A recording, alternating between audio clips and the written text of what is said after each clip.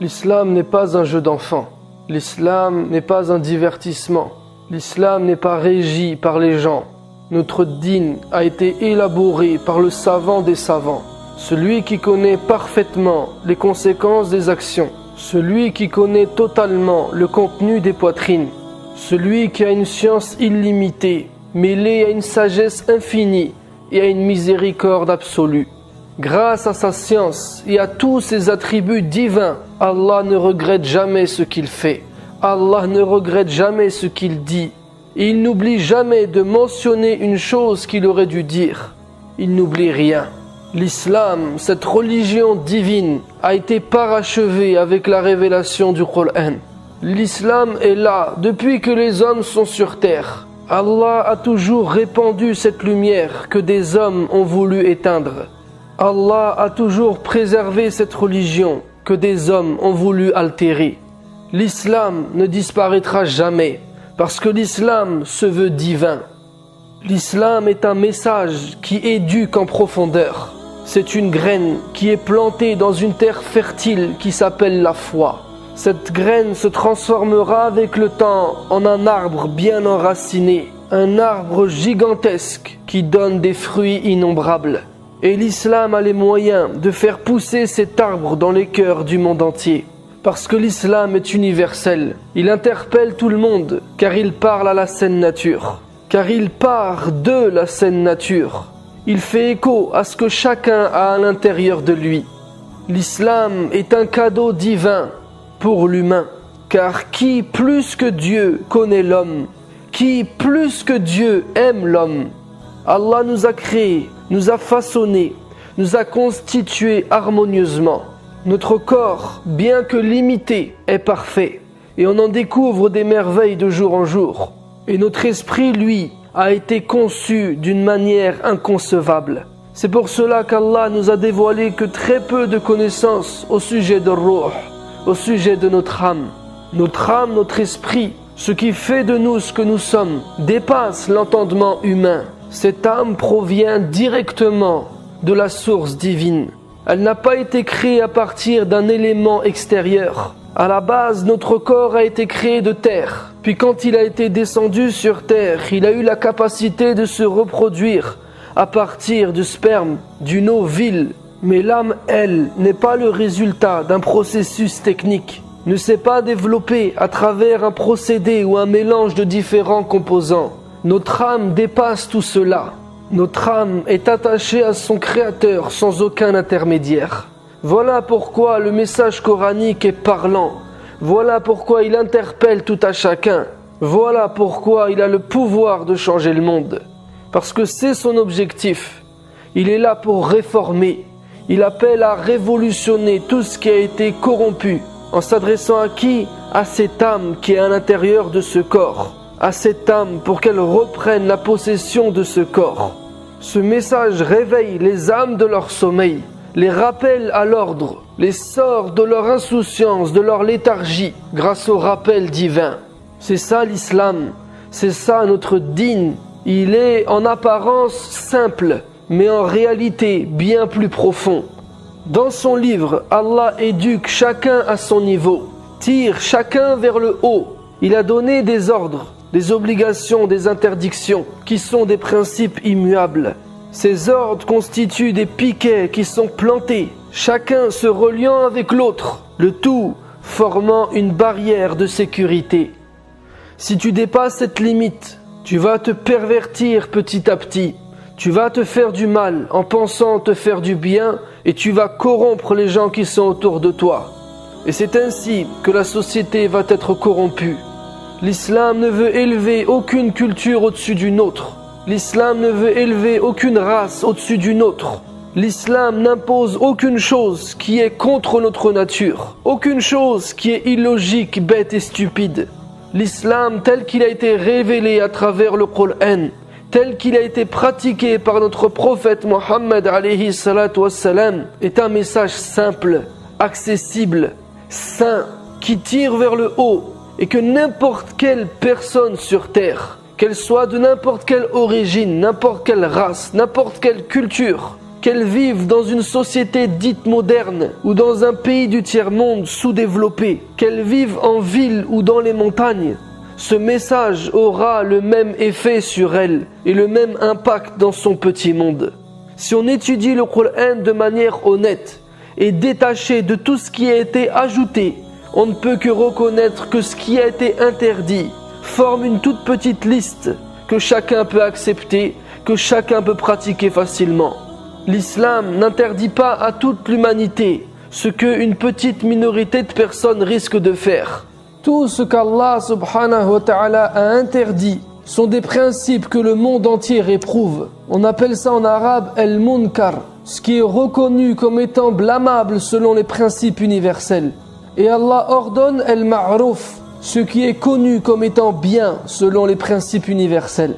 L'islam éduque les gens afin qu'ils vivent avec une éthique, une morale, des principes, du respect, des limites. Car s'il n'y a pas tout ça, c'est al-fasad, c'est l'anarchie, la corruption dans tous les domaines de la société. Mais si cela est préservé, alors chacun peut vivre libre et en paix. L'islam ordonne et interdit pour préserver. Allah a créé l'être humain avec une nature qui contient des sentiments. Par exemple, la colère. La colère est naturelle. Se mettre en colère n'est pas interdit. Sinon, ça irait contre notre nature et on ne pourrait donc pas l'appliquer. Dans le Coran, Allah nous explique qu'à certains moments, même des prophètes se sont mis en colère. Le prophète alayhi salatu wassalam lui-même s'est déjà mis en colère. La colère en soi n'est pas quelque chose de répréhensible. Au contraire, parfois elle est nécessaire. Mais l'islam nous apprend tout simplement à la maîtriser. Et Allah nous a créés avec d'autres sentiments comme celui-là. Et chaque sentiment, Allah nous a demandé de les maîtriser, de le contrôler. C'est la même chose avec les besoins divers que l'on a. On a besoin d'aimer, d'être aimé. On a des besoins de se nourrir, de s'abreuver, des besoins sexuels, besoin de se divertir, besoin de travailler, de gagner de l'argent. On est rempli de besoins. Et l'islam nous demande et nous apprend à maîtriser ce besoin. L'islam ne nous a jamais interdit de combler ces besoins. Au contraire, dans le Coran, Allah ne cautionne pas cette vie monacale que certains moines se sont imposés. Allah leur dit, on ne leur a jamais demandé de faire ça, de se retirer dans une grotte, de s'interdire le mariage. Ce n'est pas ça la voie des prophètes. Les prophètes se mariaient, avaient des enfants, ils mangeaient, ils buvaient, ils dormaient, ils allaient dans les marchés, faisaient leurs courses, vaquaient à leurs besoins, ils souriaient, riaient. Dans ce domaine, c'était des hommes comme tout le monde. Ils ont eu les mêmes besoins que tout le monde. Mais comment ils ont fait la différence? C'est dans la maîtrise de ces besoins. Ne jamais dépasser les limites. Et autour de nous, il y a des tentations, il y a des situations qui se présentent, qui ont tendance à nous tirer vers le bas. Et la vie dans ce monde est ainsi. Et c'est ce qui fait qu'elle est intéressante quelque part. Mais elle peut aussi devenir un danger, car elle nous aspire, nous détourne de l'essentiel, en nous poussant à assouvir uniquement nos besoins corporels et matériels. Et c'est cette facette du monde qu'on appelle la dunya, ce qui est bas. Mais l'islam, lui, n'a pas de problème avec ce monde. Il nous apprend juste à le dompter, à nous en servir, à prendre ce qui est bon et à ne pas nous faire avoir. L'islam nous éduque afin que l'on soit assez fort pour résister, pour ne pas abdiquer, pour faire des choix utiles. Il nous éduque pour que nous nous prenions en main. Il ne nous considère pas comme des bébés. Il ne nous infantilise pas, au contraire. L'islam nous rend responsables. Et lorsque tu comprends ça, alors Allah et sa religion prennent une autre dimension. Ça devient maintenant à tes yeux le plus grand bienfait qu'il peut y avoir sur terre. Et à contrario, la plus grande musiba, la plus grande catastrophe, c'est lorsque les hommes se permettent d'altérer ce message. De tout temps, des religieux se sont permis de falsifier ce qui venait d'Allah. Et Allah nous dit que c'est ça la plus grande injustice. Parce qu'ils ont menti sur Allah. Ils ont interdit des choses qu'Allah n'a jamais interdites. Ils ont rajouté des choses comme si Allah avait oublié de mentionner. Ils ont écrit de leurs propres mains des livres en les faisant passer pour la vérité absolue. La tentation est grande, la tentation est présente. Cette religion qui a perduré siècle après siècle, depuis Adam en passant par tous les prophètes jusqu'à Mohammed alayhi salatu wassalam, cet islam, la religion d'Allah, a toujours malheureusement été falsifiée et altérée par les hommes, par des pseudo-religieux des pseudo-savants, des pseudo-imams qui voulaient avoir le monopole, qui ont voulu s'accaparer cette religion pour des fins personnelles. Alors ils ont pris le livre et ils l'ont expliqué à leur manière. Ils ont écrit avec leurs mains et ils ont rajouté. Et le pire pour nous, ce serait de regarder ces gens en les pointant du doigt et en nous oubliant nous-mêmes. Parce que wallahi, si Allah nous parle de tout ça, si Allah nous raconte ces histoires, c'est pas pour nous divertir. C'est pas pour qu'on juge ces gens et qu'on les maudisse. C'est pour qu'on se regarde nous-mêmes, qu'on ait une analyse honnête sur nous-mêmes. Et si on se rend compte qu'on a reproduit ce qui a coûté leur perte, alors on doit se repentir. On doit revenir vers Allah. On doit revenir vers sa parole. Et lorsque tu reviens, tu retrouves la paix. Tu retrouves la simplicité. Et tu suis enfin une éducation qui fera de toi quelqu'un de meilleur, qui va te changer, te métamorphoser, te transformer. Pas une éducation qui va t'infantiliser, qui va tout interdire par précaution, si bien que tu vas vivre dans les tourments, dans les tentations, dans le châtiment. L'interdiction à outrance, c'est un châtiment. C'est comme ça qu'Allah a châtié les Bani Israël. Ils ont compliqué leur religion, Allah leur a compliqué davantage. Alors n'oublie jamais ça, le message coranique est un message qui t'éduque. Tu es libre de faire ce qu'il ne t'a pas interdit de faire, mais réfère-toi toujours à ce qu'il te demande de faire. C'est ainsi que le prophète alayhi salatu wassalam a mis en pratique le Coran.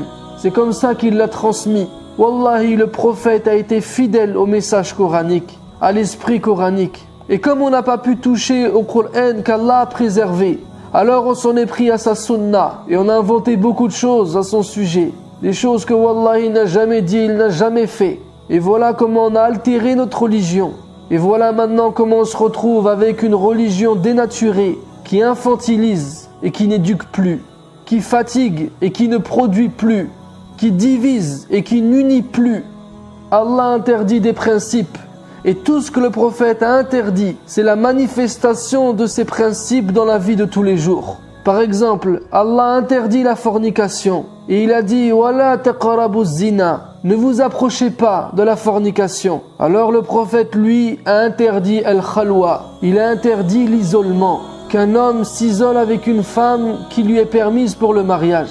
Mais il n'a pas interdit la mixité. Car dans ce cas, on vivrait la contrainte et la gêne, la difficulté. Et c'est ainsi pour tous les sujets. À toi de faire la part des choses. Tout ce qui est interdit dans le Coran est connu. Tout ce qui est interdit dans le Coran est justifiable, est défendable, est accepté par tout le monde. Eh bien tout ce que le prophète sallallahu alayhi wa sallam a interdit va dans ce sens et est fidèle à cet esprit. Peu de choses d'interdit, peu de choses d'obligatoire.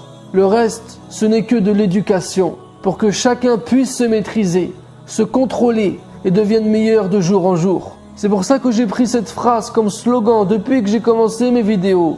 Être musulman, c'est devenir meilleur. Ce n'est pas des choses débiles que tu fais bêtement. Ce n'est pas du mimétisme. C'est pas tu recopies, tu reproduis ce qu'ont fait tes ancêtres, ce qui est ancré dans ta culture. Non, l'islam c'est un discours conscient pour que tu t'éveilles. Un discours engagé pour que tu t'engages. Un discours intelligent, un discours pragmatique, un discours simple qui renferme une grande puissance. Et c'est cet islam qui éduque, cet islam qui produit des hommes et des femmes qui pourront changer le monde.